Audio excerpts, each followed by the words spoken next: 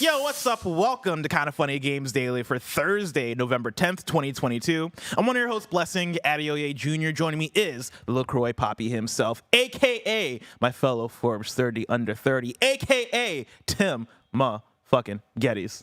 Bless, it's November 10th. It is. Which means it's the day after November 9th.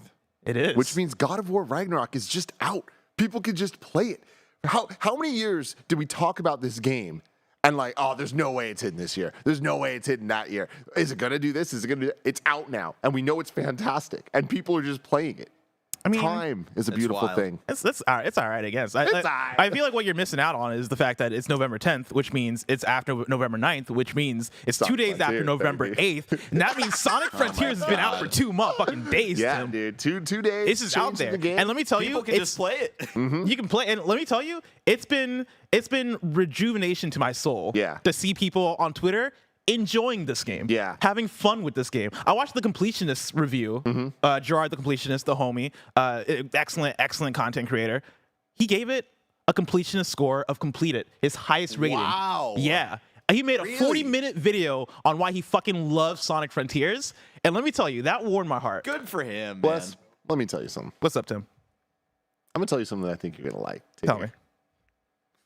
I played about 2 hours of Sonic Frontiers, and I was like, I don't know. We talked about it a little on the review. I played a little more. And I played around with the settings just a little bit. The acceleration, the turn radius, all the sliders and stuff. It's starting to feel a little bit more right. Oh, yeah, that's what I love to hear. It's starting to feel That's what I love to hear. pretty good. Oh, man, that's what I love to hear.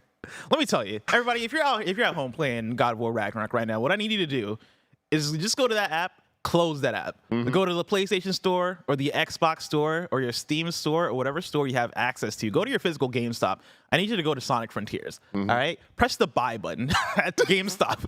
All right? Go ahead and press the buy button. Load it up. And actually, you know what? Fuck it. Go to God of War Ragnarok, delete that shit, and go play some Sonic Frontiers. All right? Have a good time. Have fun with a fun game. Good time, everybody. We've all hacked and slashed before. Bless in Midgard. You've said some unhinged things.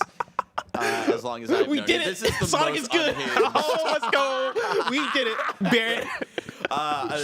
Tim, that just reminded me of us been talking about like God of War and stuff. I remember, was it you? There was someone here I remember who was convinced that this was going to be like a smaller game, and like It was me. that was you. Okay, like isn't it insane just how big this game is? It's fucking insane. I thought, I was like, oh, Ragnarok, because when they first announced it, the date was like way too soon. It's like, oh, this is probably going to be more of like a Miles Morales type experience where it's not quite a full adventure. It's more of like, you know, a bit more, maybe we go to a realm or two or whatever. I was wrong. But also, That was really yeah, that did not come out in whatever, 2020 or whatever. But I'm so happy this ended up being the case because, woof. What an adventure. What a time to be alive. What a time to be a gamer. Alive. I want an update on review season. Because, of course, I feel like now that both God of War Ragnarok and Sonic Frontiers are both out, right? For a lot of people, this is the Christmas of review season, right? This is the celebration. This is the big event. But there's still more out there, right? Dude, there's still games on the horizon. I think that this year is one of the more stacked November, Decembers that we've had in a while in terms of like quality and in terms of just like those nice mid games that are out there that are exciting people that have passionate fan bases. But like we still have Pokemon weeks away. A week away? Yeah, next Friday. We got Pokemon so close. We have Crisis Core coming out. In December. We have Marvel's Midnight Suns in coming out December. in We have December. Callisto Protocol. We got maybe Somerville. Somerville coming out. We got Dark Pictures, Devil in Me coming out still. High on Life. High on Life coming out in December. Like, yeah, for December specifically, I feel like this is a very stacked December. Usually Novembers are stacked, but yeah, the way that this November is feeding into a maybe possibly even more, if not just as stacked, December. Incredible. And yeah, review season is still here. Are you holding up? Are you holding in there? Are you hanging in there? Yeah, I'm feeling pretty good because like I think there's a lot of variation in this where I think that list of games, at least one of those is probably going to speak to anyone listening to this right now. Maybe two. I feel like we're starting to get fewer and fewer people that are like, I'm going to play all of those things. Oh, right? Of course. So yeah, I'm feeling pretty good. I'm looking at Callisto Protocol, really excited about that. Sports Story. Yes. And Sports Story That's as coming well. Yeah. But yeah, Callisto Protocol is the next one that I'm like mega excited for getting my hands on. Oh yeah. And then Marvel Midnight Suns, I want to give it a dabble, but I think that's like I'm not going to play it at launch. I'm going to play that like maybe over break or something. And then Pokemon. I've been talking a lot of shit, y'all. Y'all have heard been it talking here. that shit. Kind of Funny Games daily. I'm like, I don't know. This might be the first gen of Pokemon I don't beat. Which, by the way, I don't understand how many times I can talk about Pokemon and say things, and I understand that people have their opinions. I know Pokemon can be a very, very volatile thing to talk about because the Gen 1ers and blah, blah, blah. I get it. I am one. It's okay. I admit it. You don't need to tell me and like use it as an insult. It's a compliment, motherfuckers. But here we are where people I see in the comments like, oh, Tim hasn't fucking played a Pokemon game and whatever. I'm like, I beat every generation of Pokemon. Every generation. Every single fucking one. What the hell What are do you want from talking them? about? What do you want from me? You want me to go out there and catch them all? Bless, I looked into it a couple Tim. nights ago. Catch 'em so, all. hold on. Let me continue. I'm looked into sorry. it. I'm sorry I'm going off here, but this is what we do. Pokemon Violet and Scarlet coming out, right, next week. And I've been saying on the show, I think it's going to be the first gen I don't beat. I don't know. I'm not really antsy to play it. But then last week, or I guess it was this week, I started popping off telling you about the Pokemon anime where we're getting to the finale, and I'm losing my mind. I'm watching all the shit. I'm going back down memory lane. I'm watching shit I haven't even seen before, catching up on the best moments Ash has had on the show, having a great old time. And Pokemon, man, they caught me. I'm back. got And him. I'm like, He's fuck, back, well, now I baby. want to play this game. I'm gonna tell you right now, you're gonna beat Pokemon Scarlet and or Violet. Yeah. 100%. I think you might be right. I'm 100%. weak-willed. You made But it this here's- far. Why here's not the just thing. beat the next one? I want to let you know, Bless, that I spent entirely way too much time 2 nights ago laying in bed. My beautiful, beautiful fiance knocked the fuck out next to me, all right? Moose, Toretto, these 2 Pomeranians. One of them an asshole, one of them adorable. I'll let you figure out which is which. They're just chilling around me, and I'm like, I could not live a better life. But what do I need to be doing right now at 2:30 a.m. in the morning? I'm Googling, how long does it take to catch them all? If I wanted to start a journey where I'm like, I'm going to make it my fucking thing where Tim Geddes needs to have every goddamn Pokemon. And I started at the beginning and did the whole thing. I started Googling it. Wait, when It you say seems not catch them worth it. all, you're talking about all of them? I want a living dex, Bless. I want to have every single You're Pokemon, mad, every man. variation, everything possible. And I looked into it, and I'm like, no, there's hundreds and hundreds and hundreds of hours. And I'm like, how can I turn this into content and make it worth it? And I decided by It's not. 4:30 a.m., not worth it. No. Yeah. Not Yeah. worth it. So Absolutely not. You know what is worth it? These news stories that we're about to get into. Let's talk about it. Today's stories include hints of Last of Us multiplayer being free to play, Game Awards nominees are incoming, and more, because this is Kinda Funny Games Daily, each and every weekday at 10 a.m. live right here on youtube.com/kindafunnygames and twitch.tv/kindafunnygames. We run you through the nerdy news you need to know about. If you're watching live, you can correct us when we get stuff wrong by going to kindafunny.com/you're wrong. If you don't want to watch live, you can watch later on youtube.com/kindafunnygames, or you can listen later on podcast services around the globe by searching for Kinda Funny Games Daily. Remember, you can use Epic Creator Code Kinda Funny on all Epic Store and Epic in-game purchases like Rocket League and Fortnite to help support the channel. To be a part of the show, head to kindafunny.com/KFGD to write in with your questions, squad ups, and more.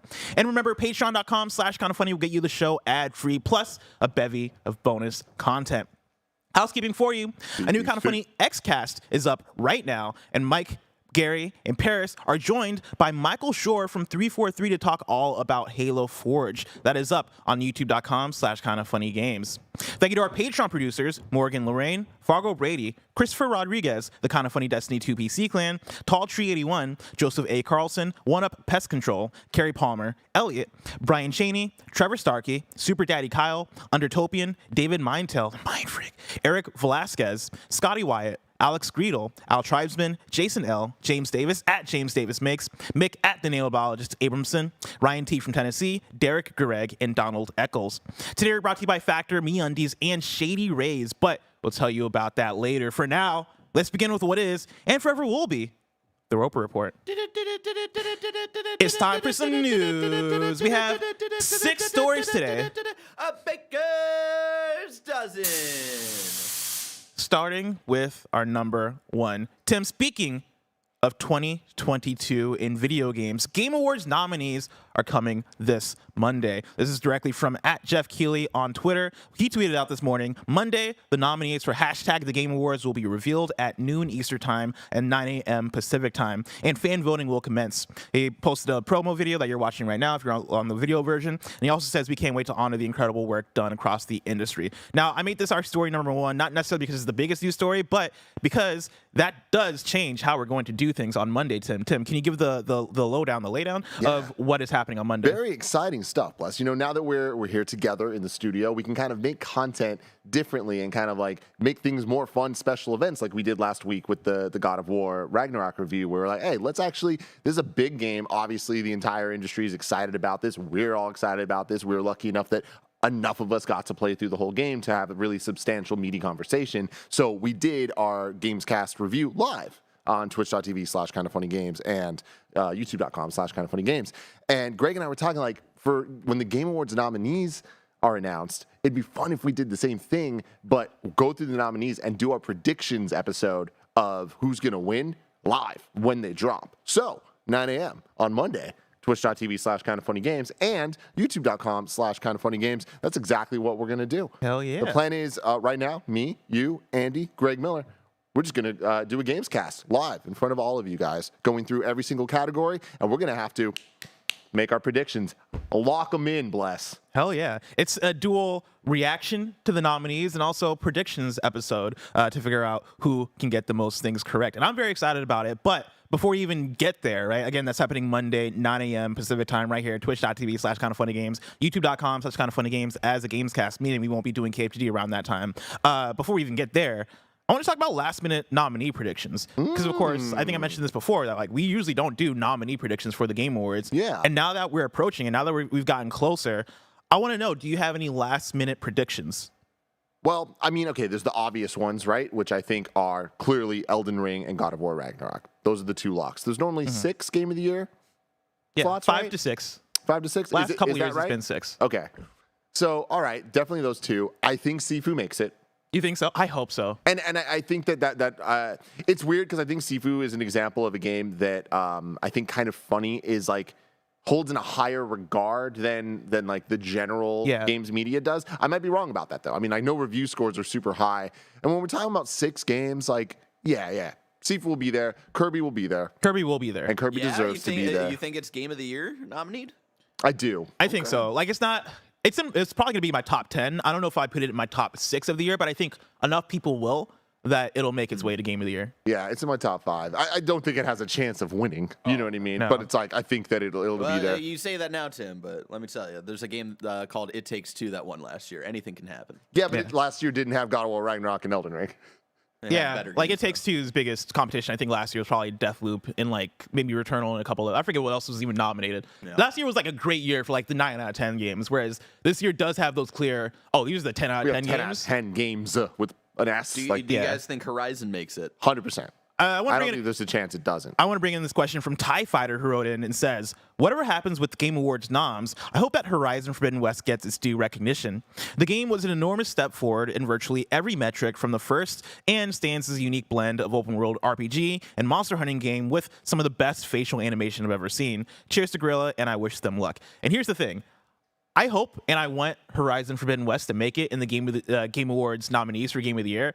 I'm scared that it might. I feel like this year, Horizon Forbidden West got so overshadowed in the same way that Horizon Zero Dawn got overshadowed last time by Breath of the Wild. And this time, it being a sequel, it being that thing of it's more of the same. And I think it looks better. I think it plays better. I think it has better mechanics and like a better open world. I think everything about Horizon Forbidden West is better than what Horizon Zero Dawn was. I don't know if it's going to get propped up and praised as much and singled out as much as something special for people. I mean, my thing is when we're talking about 6 games, I know we're dwindling on how many remaining spaces there are. I still think that Horizon is one of the locks. Like I can't imagine it not being one of 6 nominees when we start talking about what else could even be above it. Like we're starting to get to some of the indie games, right? Like there could be like the more dark horse, unexpected ones of like, oh whoa, that's cool. Like, I think Stray has the potential to like be nominated by enough people to get in there. But if we're talking about things like that, Horizon's above it. It's gonna get in there. You know what I mean? And like, I didn't love Horizon. Like I have just realized I'm not a Horizon fan, and that's okay. The game's super super high quality. It's just it's the type of open world that I'm like no. Like I feel like I'm wasting my time, and that's a personal thing. I'm more of a semi-open type person, like the Naughty Dog games, the recent ones, and God of War games. But there's no denying the sheer quality of Horizon Forbidden West. For sure. And I think my worry becomes then, would the people that would vote for Horizon Forbidden West end up just voting for God of War? Because that like in 2017 when Horizon came out, I want to say that was the Sony first party game to make a splash that year, right? KindaFunny.com/you're wrong. What were the other big PlayStation first party games that came out in 2017? Do those votes that would go this year to Horizon Forbidden West end up just going to God of War Ragnarok? Because I think that is the more I guess propped up Sony child when you're talking about the big PlayStation games, and then love gets spread elsewhere, right? I just don't think it works that way. Just because we know that for the nominees, it's like we're nominating 5, right? And it's like we know that they can even go up to 6. And I imagine this year there will be 6. So like let's name them, right? Like just to count, we have God of War, Elden Ring, Kirby. I mean, let's just throw Sifu in there, Sure. which is iffy, you know. What we just say? Horizon, so that would make 5. And then after that, yeah, then you get really in the nitty gritty. I would probably. My money would go on Cult of the Lamb because of how much I feel like that really took over a lot of people in the industry for a little bit. My heart, I want it to be Neon White, but I don't feel like many people in the industry or people that like put in votes outside of like us and like Giant Bomb really talk about Neon White. So, yeah. I'll throw out there Xenoblade Chronicles 3. I know plenty of people that fucking love Xenoblade Chronicles 3. But I just don't see it getting enough votes. I don't know what the temperature check is on Pokemon Legends Arceus in that conversation, but throwing that in there just for like the popularity aspect of it. I doubt it. I think Pokemon Legends is going to get a lot of love in other categories. But like my point is Horizon's making the list. Okay. Right? Okay. Like we just named like that was 5 locks and Horizon's one of them. Like so I don't see Horizon not getting it and Cult of the Lamb getting it. Okay, that's fair. Or like any of those other ones, Vampire Survivors or anything. Like there are games that I think are at that like precipice. The Vampire Survivors I could see getting in there. Yeah. Maybe not over Horizon, but I think that comes back to the Sifu conversation of Sifu. If we're talking about the indie games that are the indie darlings per outlet, Sifu is like the kind of funny indie darling. But I know for other outlets, it is going to be Cult of the Lamb. For another outlet, it might be Tunic. For another outlet, it could be Ali World, or like the list goes on. Immortality is one for me that I'm like, I would nominate that for Game of the Year, right? But because there's such a swath of like different indie games that hit that quality of people being like, yo, this is one of the best of the year. Like I didn't even mention the Citizen Sleeper. I know a lot of people that love Citizen Sleeper.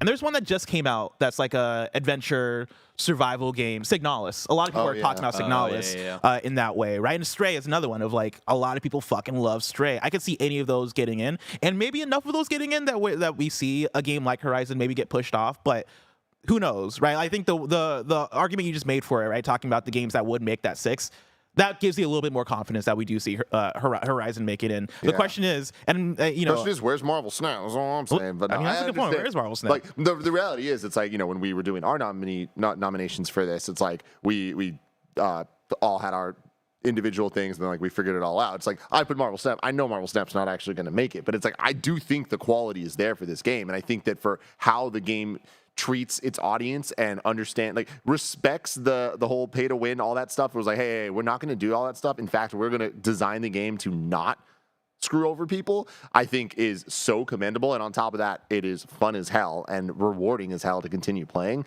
But I also understand that not enough people are going to think of it that way and give it Game of the Year and even a nominee. And for me, it's like in a year with God of War and Elden Ring, I'm like, all right, no. Yeah. Well, then let's go through the list, because we're talking mainly about Game of the Year here, but of course there's tons of other categories. When we're talking about best narrative, is there a game that sticks out to you? I guess God of War. Snap. No. Marvel Snap. God of War Ragnarok. I mean, it's God of War Ragnarok. I said the other day, is like, yo, this is a lock. There's no way it doesn't win best narrative. There's just no way. Like the production value is there. It's the performances, the writing. Everything that goes into narrative is God of War Ragnarok. We know that. A nominee I want to make it in there, and I think has a chance that I hope does make it in there, is Immortality.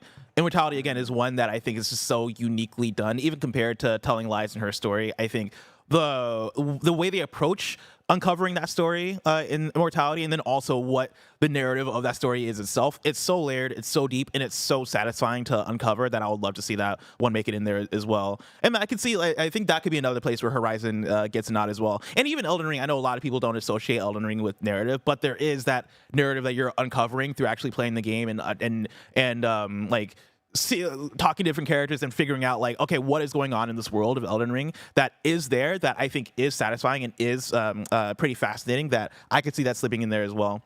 I could see Stray as well. Yeah, I think Stray is the one to keep your eyes on. I think when it comes to these awards and stuff, there is just the sheer amount of people that are aware and have played. And I think that Stray was promoted by Sony in such a smart way that there's an awareness to it that I don't think there is for things like Cult of the Lamb or Neon White or Vampire Survivors and things like that might be higher quality games, but less people are like rocking for it. Mm-hmm. Whereas I feel like more people are like, I enjoyed Stray. Mm-hmm. Or Stray really connected with some people, and I think those people are going to rock for it hard. But I think we're going to get a lot of Stray rep throughout the nominees. I just don't know where. I think I think it has a chance to get into for best narrative, just because the story that unfolds in that world, I think personally was really well told, and I think other people were into that outside of KindaFunny. I want to give a shout out to As Dusk Falls too. Like, I would love to see As Dusk Falls appear in Best Narrative, because I do think that game has a story that was absolutely fucking dope as fuck. Like, I was hooked on it. Right, it's another one where I would describe it as like, yo, the drama is thick in this thing. I was into the drama for sure. Yeah. And like, the Stray thing is interesting because I would not put it in Best Narrative. I don't like. I could name 6 games I feel like easily that I would say had better narratives for me than Stray. Like, I would jump to Live Alive, right? I'll jump to like the games you just mentioned. Do you think Live Alive gets any nominations because Best RPG? Okay. Yeah, I think it gets there, and maybe only there. I could see it maybe for score and music, but I don't know if enough people played it that it would get propped up there.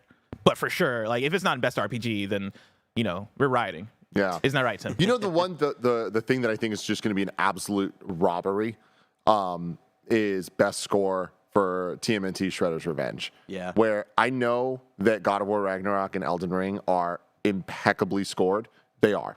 But Shredder's Revenge, shreds, it's fucking shreds, but also they nailed what they were going for, to the point that the final boss music. Oh my God. The final fucking boss music is Wu-Tang Clan, dude, rapping so over good. T-Lope's 90s inspired Digitals music. It's like, y'all fucking did the damn thing. We got Mega Ran on the soundtrack. They fucking killed it. It was so good. It was so special. And I just wanted to get nominated because it fucking deserves it. I wanted to get nominated for anything. That's my personal fear, is that like TMNT Shredder's Revenge gets like overly ignored. And my thing, I'm with you, but for me, the thing that I think is special about that game is the score. The most special. Yeah. This deserves an award. It's the fucking score. I listen to that soundtrack constantly. Like, it is one of my most listened to Spotify things this year. And like when the first Wu-Tang track pops up and it's like the first skateboarding level or whatever. That's not Wu-Tang, but oh shit. Yeah, that's just a different rap song. Okay, the Wu-Tang is just the Shredder fight, and I thought they did more than just so that one good. song. Okay, it's so good. The category that I might be even most excited about is Best Independent Game. Because just coming off the conversation we just had of all the games that have come out this year, that's going to be a bloodbath. That's going to be a bloodbath. Like, again, you're talking about Vampire Survivors. You're talking about Stray. You're talking about Sifu. You're talking about Sifu, right? Tunic, all these games that people are going real hard for. Metal Health. We've not even brought up Metal Hellsinger. That's a good point. Another Roller game that's Drone, which I don't think is going to get enough love. And I don't think Metal Hellsinger is either. I don't feel like that game like really came and went in the conversation. Yeah, and the thing with Roller Drone, I freaking love it. I don't think that it has that appeal to enough people. Same. It'll be in my top 10 for sure. Yeah, I think it is in a year that was maybe slightly less stacked for indie games, period, then maybe Roller Drone comes up. But yeah, I'm looking at the categories and I'm like, oh man, it's gonna be tough. It's gonna be tough. If only you had a better soundtrack, Roller Drone. You needed a better soundtrack and you fucked it up. You needed Goldfinger. We needed Goldfinger. Tim, let's talk about story number 2. Fortnite a Fortnite veteran moves to Naughty Dog as principal monetization designer. This is Tom Henderson at Insider Gaming. Fortnite's senior system designer, Anders Howard, has moved to Naughty Dog as a principal monetization designer, according to his LinkedIn profile. The move comes after 7.5 years at Epic, followed by a brief 10-month stint at Ubisoft Stockholm. Howard was responsible to help, quote, form the core of Battle Pass progression strategy, delivering overwhelming value for that product to as many players as possible, his LinkedIn reads. Howard's move comes as Naughty Dog continues its development of a new multiplayer-based project in the Last of Us universe. The game was officially revealed at Summer Games Fest in the summer, with The Last of Us creator Neil Druckmann saying that more of this, quote, very unique experience will be revealed in 2023. Quote, what started out as a multiplayer mode has evolved because of the team's ambition. They really wanted to do something we've never done before at Naughty Dog, and we felt the way to do it justice was to make it a standalone title. They've been working on it for the past 2 years, and ambition has grown, but we're not quite ready to unveil it yet, Druckmann said on the project.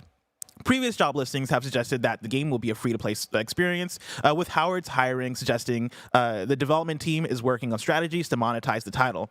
Howard's hiring could suggest that the team is leaning towards a battle pass system and seasons, which has become commonplace among games in the last several years, mostly in part to Fortnite. And as I was pulling the story, right, I saw that bit about the free-to-play experience, right? Previous job listings have suggested the game will be a free-to-play experience, which I went, wait, have they? Did I miss this? What the fuck happened? I then took the hyperlink that was in the article to like try and chase down this free-to-play thing. And yeah, surely enough, there is an article from October 26th, just a couple of weeks ago, again, from Insider Gaming. I missed this entirely. Yeah, I think we all missed this, right? Insider Gaming, new outlet that is, I think, just Tom Henderson. But yeah, he spotted this under a job listing, right? A new job listing on the Naughty Dog website has hinted that Last of Us 2 multiplayer could be a free-to-play title. Under the summary for a live ops producer, it says that Naughty Dog is looking for a, quote, proven experience in a production role supporting a AAA free-to-play live title under the bonus skills section. So there you have it. Tim, is that confirmation enough for us to go, oh, this is going to be a free-to-play game, Last of Us Factions?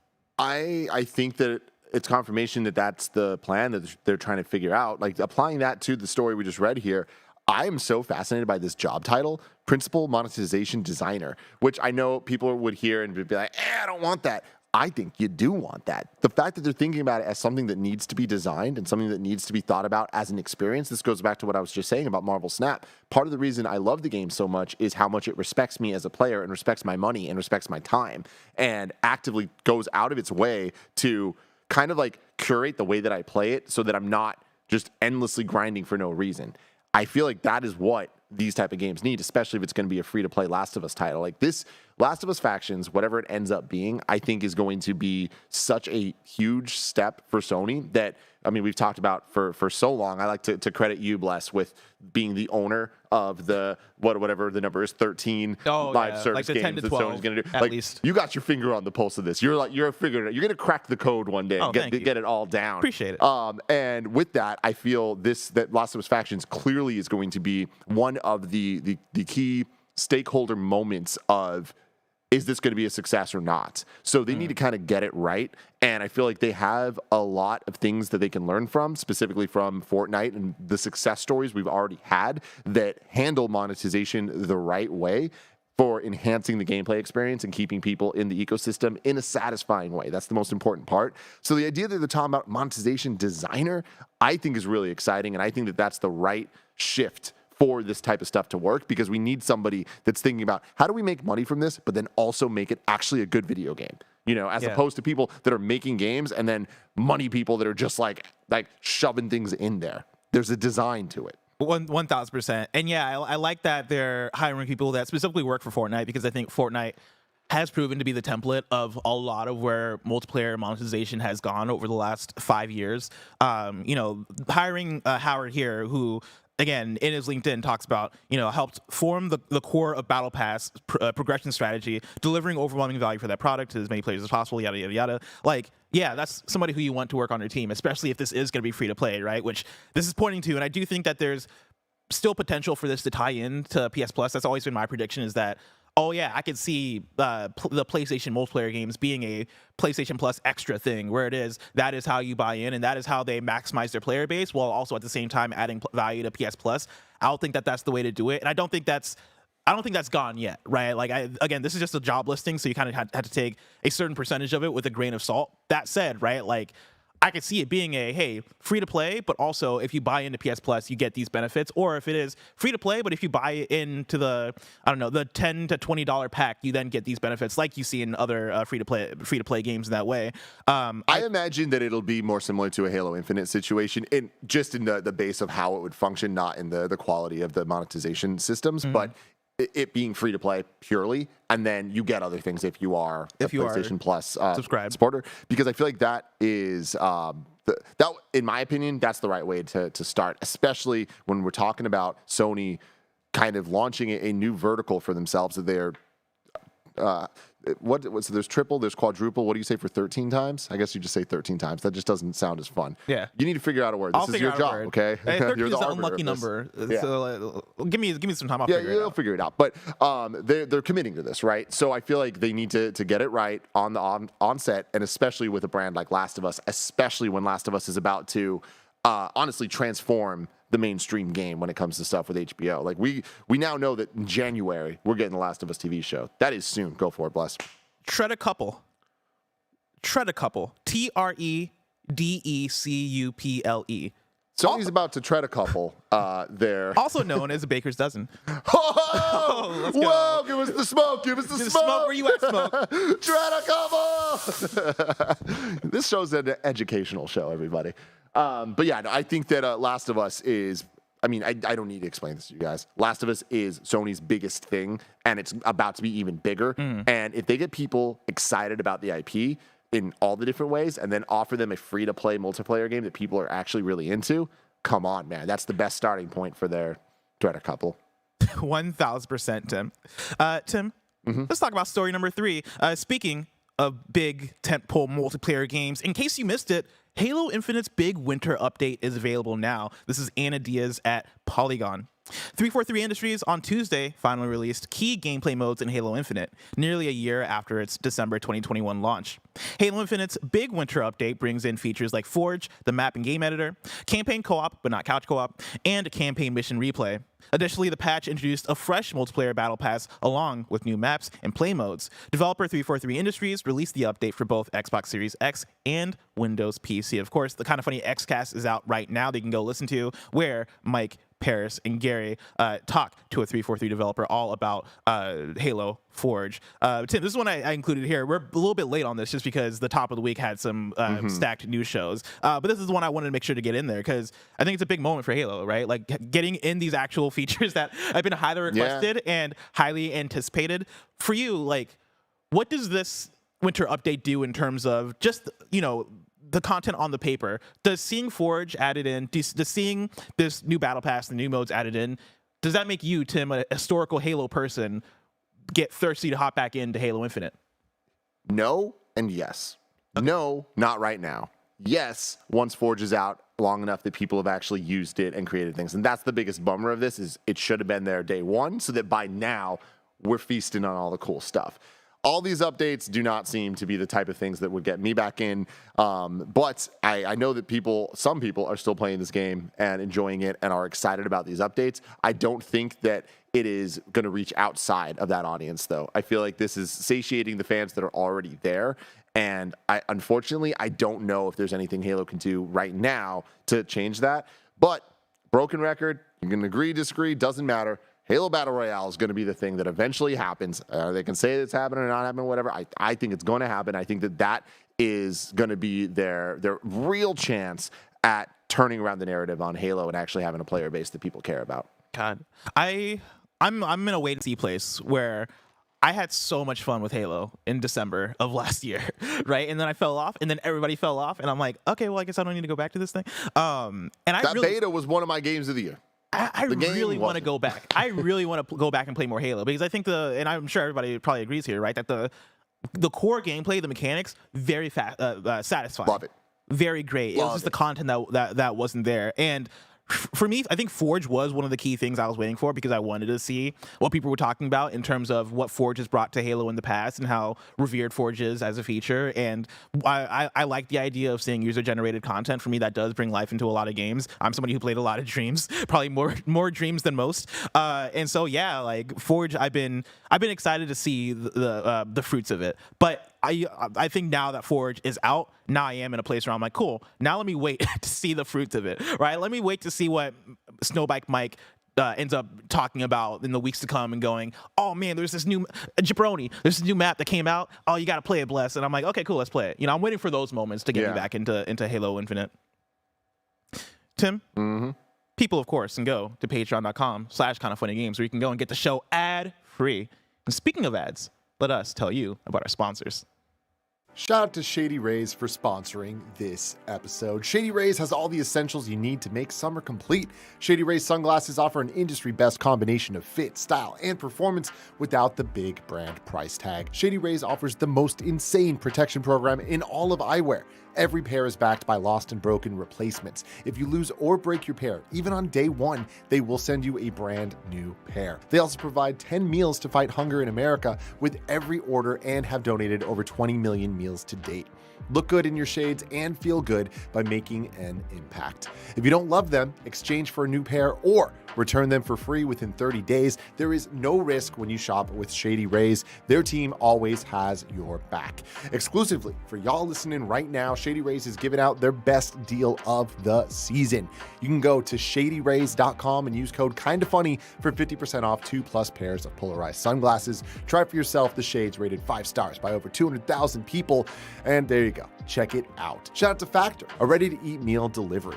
They shop, prep, cook, and deliver to your door so you can just enjoy chef-crafted, dietitian-approved meals during the holidays minus the hassle. Plus, with 34 meals per week, including Gourmet Plus, Keto, Calorie, Smart, Vegan Plus, Plus Veggie, and 36 plus weekly add-ons, you'll have plenty of nutritious, flavorful options to choose from. Moving into the new studio has totally changed Gia and I's day-to-day routine, but luckily, Factor's fresh, never frozen meals make it easy for her to fuel up fast at home and save time with meals delivered ready to heat and eat in just 2 minutes. Factor has everything you need for a week of flavorful, nutritious eats. In addition to ready-to-eat meals, they have cold-pressed juices, smoothies, energy bites, extra protein, veggie sides, and more. Head to go.factor75.com/KindaFunny60 and use code KindaFunny60 to get 60% off your first box.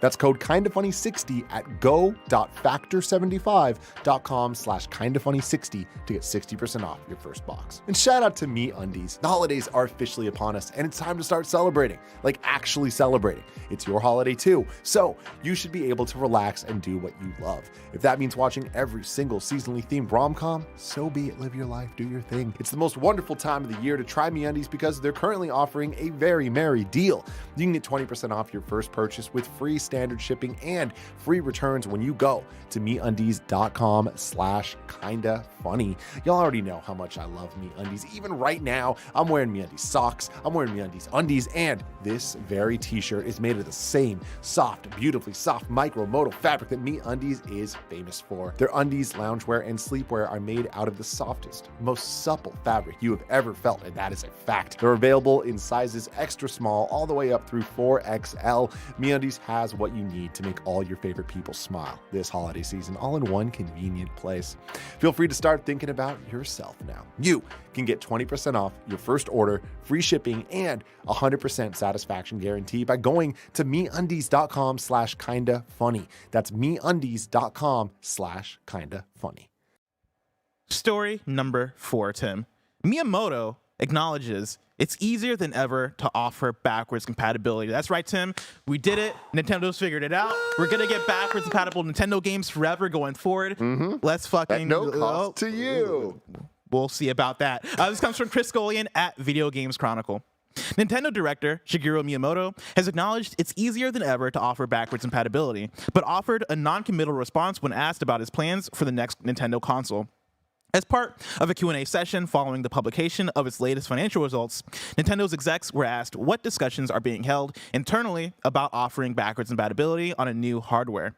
While Miyamoto did not specifically state which direction future Nintendo consoles would take, he did state that he believes backwards compatibility is easier to implement in the modern era than it was in the past. Quote, in the past, we provided a service known as the Virtual Console. We know, we miss it.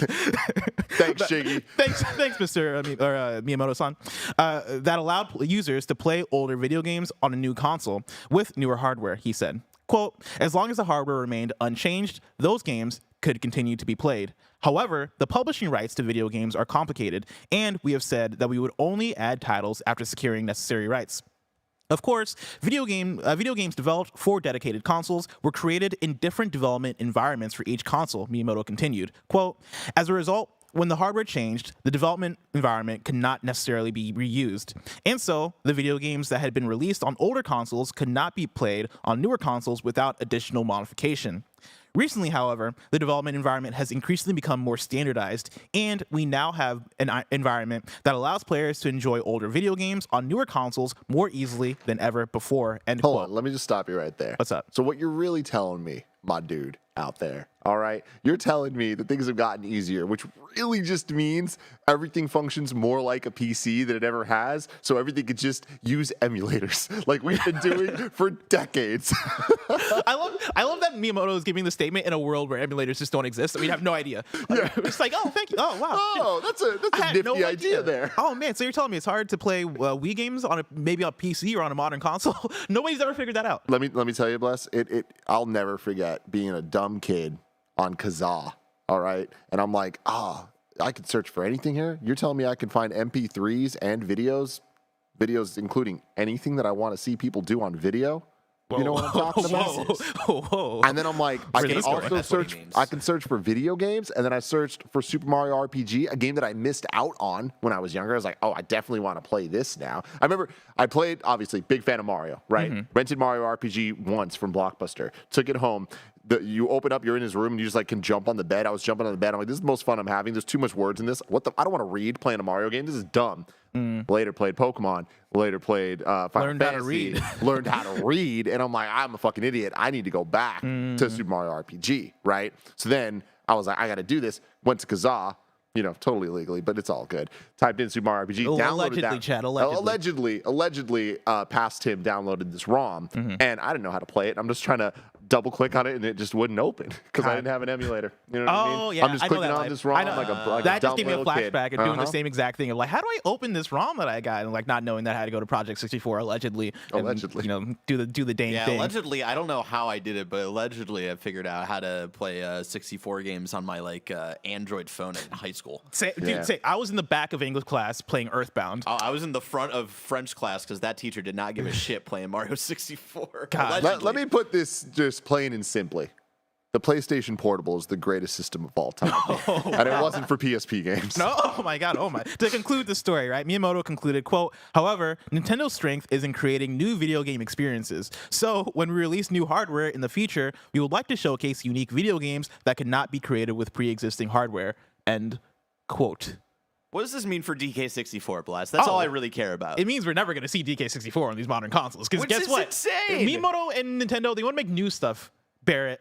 They want to make new stuff. And it's just like, he also brought up the, publishing rights get difficult. And it's like, I feel like you're saying that just to, ward me off from DK64, but y'all published DK64 on the Wii U, motherfuckers. I don't know if he's thinking about DK64. He is.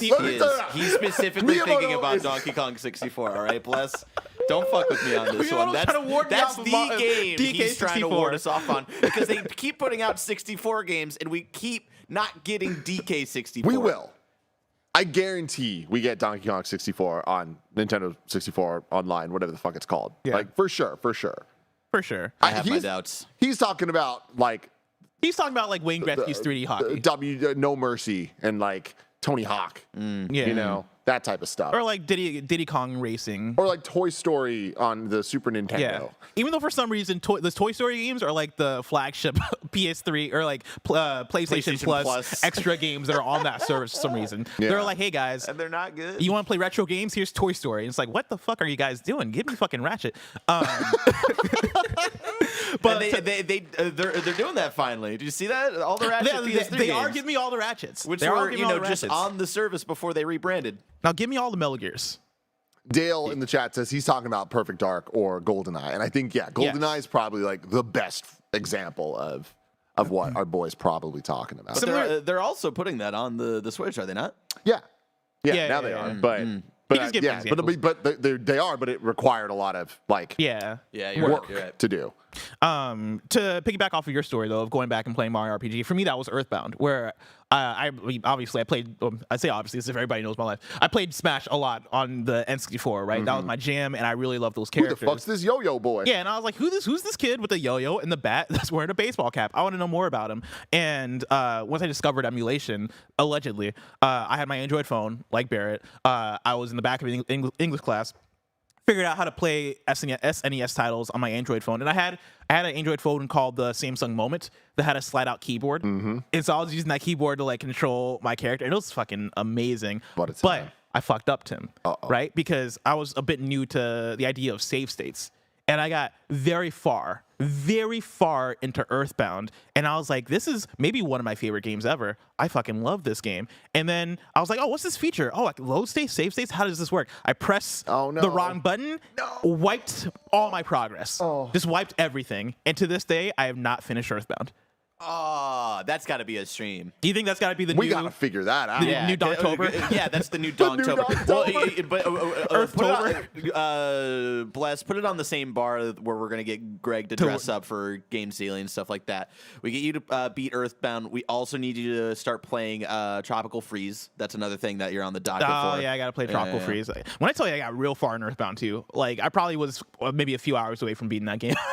And I wiped my progress. It was heartbreaking. Real quick, speaking of our boy Ness, is there a more satisfying sound in video games than Ness hitting the baseball bat Perfectly. when it connects and it does that? Ding! Oh, yeah. Oh, my God. Smash has such satisfying sound design. Because they kind of took that sound, the Ness sound, and then just applied it to, like, critical hits in the future games. I'm like, yeah, damn right you did. Damn right. Story number 5. A Saints Row November update that's been teased is apparently a beast. This comes from Ryan Leston at IGN. Saints Row is getting a huge new update, and it's said to be, quote, a beast, end quote. According to Saints Row's Patch Hub, a new update is on its way in November, and it sounds as though it's going to add a lot of new features. Quote, we would also like to take this opportunity to thank you for your patience while we get this update ready for release, developers confirmed. Quote, it includes over 200 fixes and quality of life updates, so it's a beast, end quote. The update includes plenty of new features, but most notably, it improves co-op. That's right, Saints Row's co-op system is getting an upgrade, making it much easier for you to team up with your friends and rain chaos upon Santo Aliso. The upcoming update will launch later in November and also includes more balanced combat encounters, more Saints roaming completed districts, more vehicle slots in 7 new garage locations, more pedestrians and police, easier to escape notoriety levels, a voice pitch slider to customize your character further, and PS5 haptic feedback. More Saints, more Rows. More Saints. More Beasts. More Rows. And they're all beasts. Go get them, Saints Row. I'm glad that they're still updating the game and fixing a lot of the issues there, because God, that was such a heartbreak when I got 10 hours in. I forget how many hours in I got, but I got quite a ways in, and I was like, I can't do this anymore. That game hurt my heart. Hurt my heart. I'm sorry, Bless. Thankfully, that wasn't what happened with Sonic, because I was scared that could have been Sonic as well. I was like, if I rage quit this Sonic game, I can't take this many heartbreaks too close to each other. And thankfully, I had a lot of fun with Sonic. Heartbreak feels good in a place like this. Is that a Kingdom Hearts reference? What No, is it's that? a Nicole Kidman AMC commercial reference. It's so creepy, Tim. Whenever she looks directly at the camera at the end, it feels like a thriller movie where she like found out that we're here and she's staring into her soul. Found out that we're here. Somebody whispered in the ear, like, "Oh yeah, they're there." Oh my God, Nicole Kidman breaking the fourth wall and coming out like the Ring. She like That's what reaches I her think hand she's gonna through do the screen. next. It's so creepy. That's so funny. Let's round out the report story number 6. This is a PSA for y'all. Stay safe on these Twitter streets, y'all. This comes from Tom Ivan at Video Games Chronicle. High-profile individuals and companies, including the likes of Nintendo and Valve, are being impersonated on Twitter following the launch of the service's new paid-for verification system. Prior to Elon Musk's $44 billion acquisition of the platform, Twitter independently verified and awarded certain accounts indicated by a blue checkmark based on them meeting certain requirements. These accounts were deemed to be active, notable, and authentic ones of public interest. But there's now another way for anyone to get verified, which has resulted in potentially harmful consequences. The new $7.99 Twitter Blue monthly subscription service enables anyone to pay to have a blue checkmark on their account without undergoing a review to confirm if they meet the active, notable, and authentic criteria. Musk previously claimed that the new system would act as a deterrent to spammers and scammers, but hours after its rollout on Wednesday, it was also being used to promote untruths. A fake but verified Nintendo of America account recently popped up advertising an unannounced Super Mario Galaxy game. It also published an image of Nintendo's mascot giving the middle finger, which if you're watching the video version, Barrett has pulled up right now. Barrett, I just on the doc, I put a different version of this tweet that I want to bring up because it is very funny. A verified Valve account was also used to announce Ricochet Neon Prime, which was billed as the next competitive platform from the company behind the Half-Life series and leading online digital game store Steam. While it turned out to be fake, it nevertheless spawned its own thread on popular gaming forum Reset Era before users identified it as a ruse and locked it. So this response killed me, where quote unquote Nintendo of America tweets the picture of Mario flicking us off, and then someone replies, "Mario would never do that," with a sad face, and then Nintendo replies, "Well, he did." I don't know, maybe this was so a good idea. funny. That's fucking hilarious. This is a good idea. Look, this whole thing, I can't wait till we're past this phase and era of Twitter, and like we just understand what is actually going to happen going forward. What's verification going to look like? What is all of this? But like, and I get it, it's for the memes and all that stuff. People are overreacting to this shit so much, like acting as if ever we didn't always have to, like, when we see some crazy news, click in and verify to make sure it's real. This has been our life for the last 10 years. Yeah. Anytime I've seen, if Nintendo says something, I'm like, I don't believe it until I verify it. Yeah. Nothing has changed. It's the same thing with what Nibel was talking about when Nibel was leaving Twitter and stuff like that, and not being able to get verification. There were so many fake Nibel accounts that would, like, every once in a while, like, pop off, and you would have to, and sometimes we would get got, and then, yeah. Exactly. So maybe it's just we're used to already doing the due diligence of verifying this stuff. When there's this nonsense man making nonsense decisions right now, it's like, this is so fucking stupid. Don't get caught up in the stupidity of it all. It has interrupted a lot of my Twitter scrolling, because this morning it was Studio Ghibli tweeted out a video of their collaboration with Lucasfilm, which is very exciting. When I tell you, I saw that pop up on my timeline multiple times, and I just assumed it was fake because of the new verification system. But hold on, let me ask you this. Real question. Did you assume it was fake because of the new verification thing, or did you just assume it was fake because if at any moment you had seen that, you wouldn't believe it? Because that's where I'm at. Let me tell you, it was both. And when I saw it for the 5th time, I clicked into the profile, saw that it had 1.4 million followers, and I still thought it was fake. Me too. I was like, this is a real good account, right? And it's frustrating because a lot of these changes feel, and this is a video game podcast, it's not necessarily an Elon Musk Twitter podcast, but a lot of the Twitter changes just feel so fucking like, oh man, I got the power, and now let's shake shit up for the sake of shaking shit up. It feels like a baby man running It's a disgusting abuse of power. Like it's and again, we all know that. And it's just annoying. Let's just get past it. And it's just annoying because like now we have the verification tab on Twitter, right, where we go to see like, okay, who's verified that's interacted with my stuff, and it's usually useful for the fact of, oh, this person followed me, they're verified, let me see who they are, what they do, which is very relevant for our job. If they're in the games industry, it's cool to know that, okay, this person is in the games industry, maybe I should follow them back because they work at a certain studio or whatever the thing may be to help us do our jobs better, right? But now I look at my verification tab, and let me tell you, I'm just like, let me tell you how many one-follower accounts that are verified started following me in the last couple of days. It's the Patrick meme of him coming home, seeing people below his rock and being like, who are you people? That's what my verification tab is starting to turn into. But these are first world problems, Tim. And Tim, figuring out what the end game, the end goal of Twitter is going to be is just so far away. If I want to know what's coming out to mom and pop shops today, where would I look? The official list of upcoming software across each and every platform as listed by the KindaFunny Games Daily Show host each and every weekday. Yeah. Out Out today, we got Vampire Survivors for Xbox Series X and Xbox One. This Way Madness Lies for PC. Dying Light 2 Bloody Ties for PC, PS4, PS5, Xbox One, and Xbox Series X. Among Us VR for PC VR, MetaQuest 2 and MetaQuest Pro, which I'm very excited about. We got Lords and Villains for PC. Fabular, Once Upon a Space-Time Early Access for PC. Star Sand for PC, PS4, PS5, Xbox One, and Xbox Series X. Lunistis for PC, Escape Academy, Escape from Anti-Escape Island for PC, Why would they put Escape in there 3 times?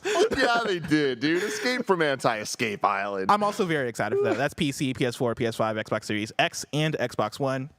Jurassic World Aftermath Collection for Switch, Kowloon High School Chronicle for PC, Police Simulator for patrol officers for everything. No. Oh, God. And then we got Pro Basketball Manager 2023 for PC and mobile. We got some new dates for you. The Tower to the Bottom plunges toward paradise on Switch and PC on January 19th. And then Freedom Games announced today its plans to kick off 2023 with 5 anticipated port release dates for Nintendo Switch, starting with we got Monorail Stories, the award-winning asynchronous multiplayer narrative experience from Steelix Software that's coming Thursday, January 19th, 2023. Mars Base, the out-of-this-world farming sim from KZ Games that's coming out January 26th, 2023. Monster Outbreak, a retro-inspired 2D tower defense survival game from Game Munchers. Game Munchers. Game Munch. That's February 9th, 2023. Tyrant's Blessing, a tactical turn-based RPG from Mercury Game Studios, no relation. That's coming out February 23rd, 2023. And then Terracotta, an action puzzle pixel art adventure from Appnormals. That's coming Thursday, March 16th, 2023. And just further for you, Bless, for Vampire Survivors, that'll also be on Game Pass. It is, yeah. So good call. For people playing on Xbox, there you go. Try it out. Yeah, follow that under an extra deal of the day for you. And then another new date for you. Bandai Namco has announced Tales of Symphonia Remastered will be released on February 17th, 2023 for PS4, Xbox One, and Nintendo Switch. I'm so excited that we're at that part of the year where now the new dates are 2023. Yeah. Hell yeah. Let's go. Hell yeah, man. Deals fast. of the day for you. Evil Dead, the game, and Dark Deity will be free to claim from Epic's PC store from November 17th through November 24th. They will replace Alba, a wildlife adventure, and Shadow Tactics, Blades of the Shogun, which are currently free to download until November 17th. And then Battlefield 2024. I was like, no, wait, we're not soon. Battlefield 2042 is available. It's not 2042. Hold on. Yeah, it is. It Is is. it not 2043? No. No, it's 2042. No way. Hold on. There That's was crazy. 1942 and then 1943. But we haven't got to Battlefield? 2043 yet. Yeah. We it's don't have the 2042. techno- Fucking Yeah. video games. That's wild. Battlefield 2042 is available on Xbox Game Pass Ultimate and EA Access starting with Season 3. Now it's time for KindaFunny.com/you're wrong, where you write in, let us know what we got wrong as we got it wrong so we can correct it for those watching later on YouTube and listening later on podcast services around the globe. Somebody wrote in about Oni-chan-bara and saying that we're mispronouncing it. 3 days in a row, Bless. Let's see. Oh my God, you're right. This is the 3rd day in the row that we're talking about Oni-chan-bara. Love it. I'll read it. Pachi writes in and says, sorry, it's not really important, but you're saying Oni-chan-bara when it's Oni-chan-bara. I hadn't heard of this game before, so I thought it was full of Hold on. So the difference in how he spelled it here, the original says O-N-I-I, and he said it should be O-N-E-E. But And I don't know how to say those differently. Ani? Is the pronunciation different? Is it Ani Oni? with 2 I's? Oni-chan-bara? Oni? I would need to ask Alyssa. And it's Oni. She would know. Oni. Yeah, I think it's Oni. It's Oni-chan-bara. One-chan-bara? Oh, ne? One-chan-bara? 2 E's don't make that sound. I don't Depends know. on where, like. I never took Japanese. Yeah. And then, Well, here we go. We're stuck. Yeah, Nano writes in and says the following games are PS4 exclusives in 2017. We have Zero Dawn, Lost Legacy, Neo, GT Sport, Knack 2, Gravity Rush 2, and Everybody's Golf. And I Knack 2, apologize. baby. I take it all back. Horizon did have a PlayStation first party competitor in the form of Knack 2. Hold on, just real quick. I just want some clarification because I see the chat talking about this. In Japanese, it does. But when you're trying to explain to English speakers how to pronounce something and you're spelling it phonetically, it does not. Yeah. That's And fair. granted, That's and fair. you're wrong. You got to give me a phonetic. So it's One versus Oni. So chat, are you telling me that it's One-chanbara? One-chanbara. Appreciate it. Also, in the U.S., Persona 5 also came out in 2017. But I know that's not a PlayStation first-party studio, For but it was sure. exclusive at the time. A good call. Good call. And then that's it. That's it for kindafunny.com/you're wrong. We killed it, Tim. We did, dude. We killed so it. proud of us. You know Proud of us. what's wild, Bless? What's that? Tonight, the final episode of Atlanta ever. What? No, it's the finale? It's the finale, bro. Oh my God, I didn't realize that. We're already here. That's really. Have you been keeping up with the season? What a wild, Fantastic wild season of TV. I'd say a little uneven. Some of it, I'm like, I don't know. Like, something's weird, but like, I'm very excited to see how they wrap it all up. I'm so sad. Yeah. Damn, holy cow. Two episodes ago, the mockumentary one. Oh my God. 10 out of 10. 10 out of 10. 10 baby. out of 10. 10 out of 10. Tomorrow's hosts for Kinda Funny Games Daily are going to be me and the one and only Jordan Midler from Video Games Chronicle. So get hyped for that. If you're watching this live, after this is Call of Duty Modern Warfare 2 with Mike and Nick. If you want to catch that stream later, you can, of course, subscribe to youtube.com/kindafunnygames. Remember, this has been Kinda Funny Games Daily, each and every weekday live right here on youtube.com/kindafunnygames and twitch.tv/kindafunnygames. We run you through the nerdy news you need to know about. Until next time, game daily.